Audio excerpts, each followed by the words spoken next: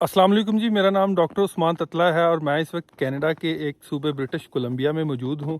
और जैसा कि आपको पता है कि मेरी इधर रिसेंट जॉब हुई है और मैं पाकिस्तान से इधर मूव किया हूँ, तो बहुत सारे लोगों ने मुझसे मुख्तलिफ क्वेश्चंस पूछे, जिनमें सबसे मेन क्वेश्चन ये था कि भाई आप कैसे कनाडा गए हैं। तो आज की वीडियो में मैं आपसे मेनली 3 बातें डिस्कस करूँगा कि मेरा लिया से कनाडा तक का ये सफ़र कैसे हुआ, और नंबर 2 इस पे मेरा टोटल एक्सपेंस कितना आया, और नंबर 3 कि आप कनाडा कैसे आ सकते हैं। तो कहानी शुरू होती है लिया से। डिस्ट्रिक्ट लिया पंजाब का एक डिस्ट्रिक्ट है, डिस्ट्रिक्ट लिया।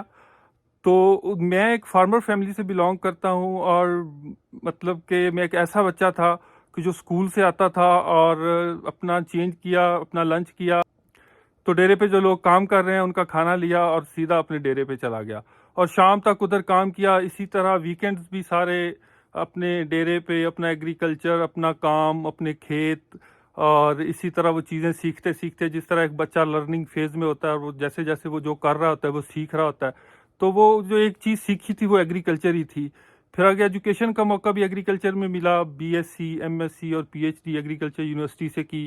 उधर जो साथ साथ लर्न किया उसको अपने फार्म पे इम्प्लीमेंट किया। अपनी मेरी जो कम्युनिटी थी, इर्द गिर्द के लोग थे, उनको मैंने मोटिवेट किया कि आप भी मॉडर्न एग्रीकल्चर को अपनाएं और अपनी प्रोडक्टिविटी को ऊपर लेके आएं।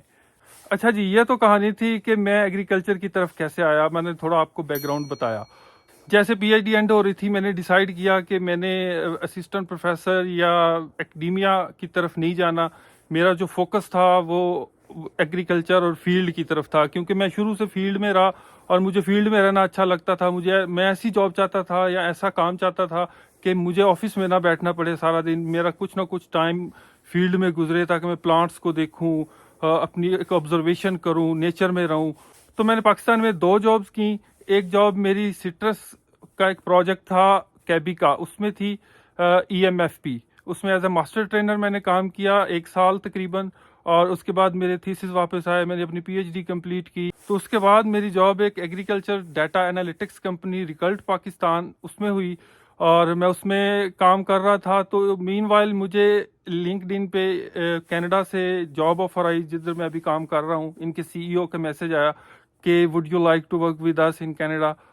तो उसके साथ आगे एक पूरी कहानी है कि एक पूरा प्रोसेस हुआ। उसके बाद उन्होंने मुझे हायर किया और मेरा सारा वीज़ा अरेंजमेंट्स और सारे डॉक्यूमेंटेशन की, और मैं सितंबर 24 को कनाडा लैंड कर गया। तो अब आते हैं आपके दूसरे सवाल की तरफ कि कनाडा आने के प्रोसेस में आपके टोटल कितने पैसे लगे। तो फ्रैंकली स्पीकिंग मेरे इसमें कोई पैसे नहीं लगे, इवन के टिकट्स तक मुझे कंपनी ने पे की। तो वो तो एक पूरा प्रोसेस था ना कि कंपनी ने लिंक्डइन पे आपका प्रोफाइल देखा, आपका काम देखा, और फिर उनको लगा कि आप जो उनकी जॉब रिक्वायरमेंट्स हैं उनमें पूरा उतरते हैं, तो उन्होंने आपको जॉब ऑफर की।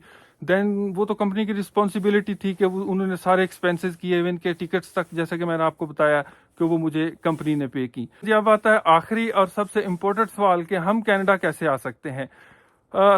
सब कनाडा आ सकते हैं, आप किसी भी मुल्क में मूव कर सकते हैं, कोई बाउंड्रीज नहीं है आपके लिए। आप में पोटेंशियल है, आप में स्किल्स हैं, तो दुनिया आपको वेलकम करेगी।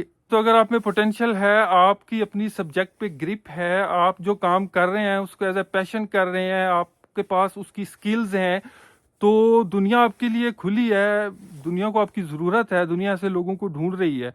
तो आप अपनी स्किल्स पे काम करें। अगर आपके पास कुछ अच्छी स्किल्स हैं तो आप उनको सोशल मीडिया पे, आप उनको लिंक्डइन पे, आप उनको मुख्तलिफ जगह पे शोकेस कर सकते हैं, ताकि लोग देख सकें कि आप क्या कर रहे हैं।